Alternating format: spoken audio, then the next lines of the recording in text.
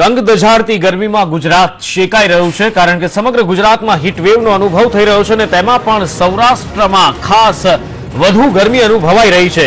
ગઈકાલના તાપમાનની જો વાત કરવામાં આવે તો બુધવારે સૌથી વધુ તાપમાન સુરેન્દ્રનગરમાં 45 ડિગ્રી જોવા મળ્યું તો રાજકોટમાં પણ 44 ડિગ્રી તાપમાન હતું। ત્યારે ગરમીની અંદર ગુજરાત તો ઠીક પણ સમગ્ર સૌરાષ્ટ્ર સૌથી વધારે પ્રભાવિત થયું છે।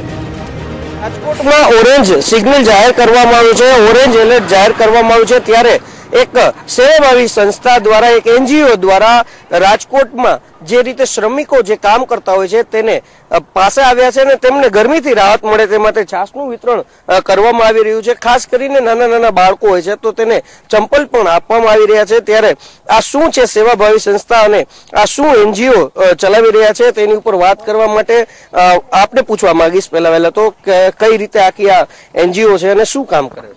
અમે એનજીઓ છીએ સ્નેહ ફાઉન્ડેશન દ્વારા।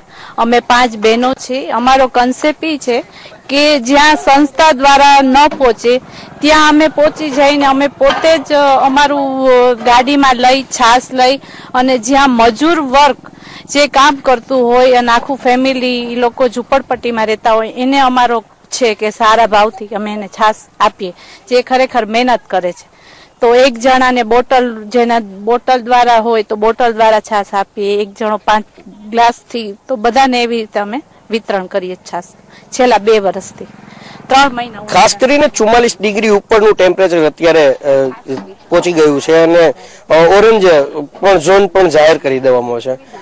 જે રીતે શ્રમિકોને જે મહેનત કરતા હોય છે અને તાપ લાગતો હોય છે આનાથી બચવા માટે બીજા શું શું ઉપાયો કરવામાં આવે છે? એટલે અમે લીંબુનો શરબત પણ ક્યારેક અમને મન થાય તો લીંબુનો શરબત પણ આપીએ છીએ।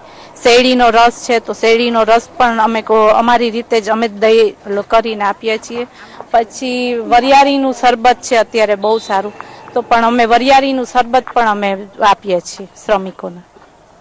ખાસ કરીને આપણે પૂછવા માંગીશ જે રીતે નાના બાળકોને આપણે ચપ્પલ પણ ક્યાંક વિતરણ કર્યા છે, સાથોસાથ બીજી શું શું જે રીતે તડકો પડતો હોય છે તેનાથી રાહત આપવા માટે શું શું કાર્ય કરવામાં આવે? એટલે અમને ચકલીના માળા પણ વેચીએ છીએ। ગામડે જઈ અને ચકલીના માળા ઘરે ઘરે નાખીએ એટલે ચકલીને બહુ રાહત રહે છે। એ કરીએ છીએ, છાશ કરીએ છીએ અને ચપ્પલ દઈએ છીએ, એ બધું ઘણી બધી વસ્તુ, કપડા દઈએ છીએ, એટલે ઘણી વસ્તુ કરીએ છીએ અમે લોકો। ખાસ આ જે 3 મહિના હોય છે આ એનજીઓ આ 3 મહિના જ કામ કરતું હોય છે કે જુદું જુદું બીજું પણ કઈ કામ કરતું હોય છે? ના, અમે ઘણી બધી કરીએ છીએ પ્રવૃત્તિ। ગરીબ માણસોને અમે લોકો કપડા આપીએ છીએ, અનાજ દર મહિને આપીએ છીએ અને દવાની જરૂરિયાત જે માણસોને હોય એ લોકોને દવા આપીએ છીએ। પછી એવું નથી કે આને જ આપવાની, કોઈ પણ તમે આવીને કહો કે ભાઈ આ માણસને, તો અમે પહેલા તપાસ કરીએ છીએ કે ભાઈ એ બરોબર છે, એટલે પૈસા અમે કોઈને નથી આપતા પણ અમે દવા જ આપીએ છીએ કે દવા આપીએ કે કપડા આપીએ, અમારી જાતે જઈને આપીએ છીએ। અમે કોઈ બીજા અમારા 5 સિવાય કોઈ બીજાને અમે આવું હોય તો વેલકમ અમારા ગ્રુપમાં, પણ અમે હાથોહાથ વધારે કરીએ છીએ કામ। ખાસ આ જે રીતે એનજીઓ બનાવ્યો છે આની વિચાર કેવી રીતે આવ્યો અને શું કાર્ય કરવામાં આવ્યું? આ ખાસ એનજીઓ નો વિચારના પ્રણેતા છે અમારી બેન અનિતા। એને અમને લોકોને અમે એને જોઈન્ટ થયા છીએ। અમે શરૂઆત એમને કરી અને અમે એમની સાથે સાથે જોડાઈ ગયા અને એમના વિચાર મુજબ અમે આગળ આવતા ગયા।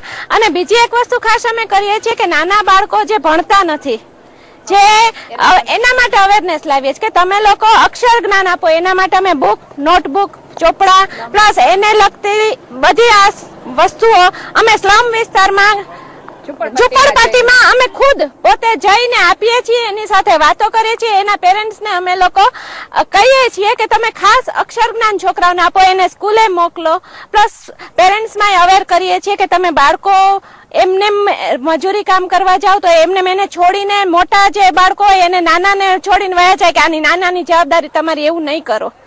એને આગળ માટે આવવા માટે પ્રયત્ન, એને ચાન્સ આપો કે ખાસ કરીને એજ્યુકેશનની વાત છે, પરંતુ ગરમીનો પ્રકોપ અત્યારે ખૂબ છે, તો ગરમીથી બચવા માટે બીજા શું શું કામ કરવામાં? ગરમી માટે એ લોકોને આ જે છાશ છે એ તો મેઇન છે અત્યારે, અને પ્લસ એ લોકો નાના બાળકોને સાથે લઈને આવે છે, એના માટે એને સાઈડમાં રાખીને કંઈક વ્યવસ્થા કરવી જોઈએ। જે લોકો માટી ઉપર જ એના બાળકો રમતા હોય છે.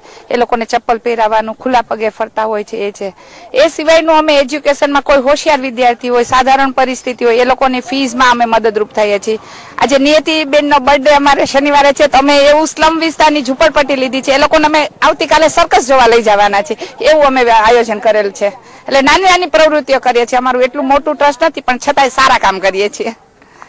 આ એક એનજીઓ છે કે જે 5 મહિલાથી આ એનજીઓ ચાલે છે અને આ જ એનજીઓ હાલ અત્યારે જે રીતે ગરમીનો પ્રકોપ પડી રહ્યો છે તેની સામે શ્રમિકો છે તેમને રાહત મળે તે માટે છાશનું વિતરણ કરવામાં આવે છે. લીંબુ શરબત, વરિયાળીનું શરબત પણ આપવામાં આવે છે. સાથોસાથ તેના બાળકો છે તેમને ચપ્પલ પણ પહેરાવી અને ગરમીથી જે રીતે અગન વર્ષા થતી હોય છે ત્યારે તેનાથી રાહત મેળવવા માટેના તમામ પ્રયાસો આ એનજીઓ દ્વારા કરવામાં આવી રહ્યા છે.